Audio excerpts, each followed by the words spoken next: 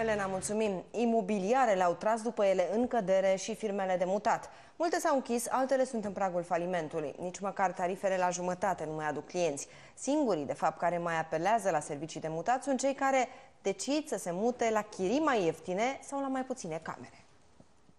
Din 19 mașini, când aveam parcul plin, toată parcarea era plină de mașini, acum câte mi-au rămas spre număr pe degete?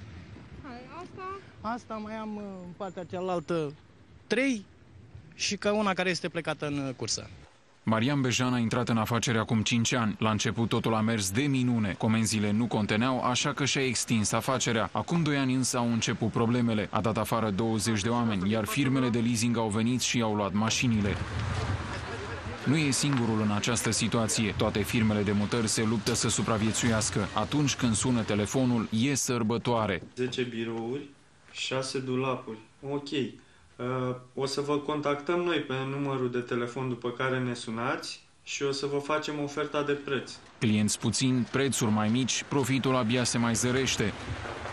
Dacă înainte era undeva la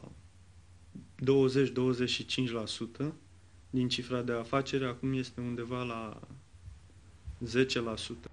Vânzările de apartamente s-au prăbușit, mașinile stau și așteaptă clienții, iar cei care mai vin tot pentru că nu le merge bine. Am este o altă chirie mult mai ieftină, tot la fel, la 2 camere. Am plecat de la 450 la 300.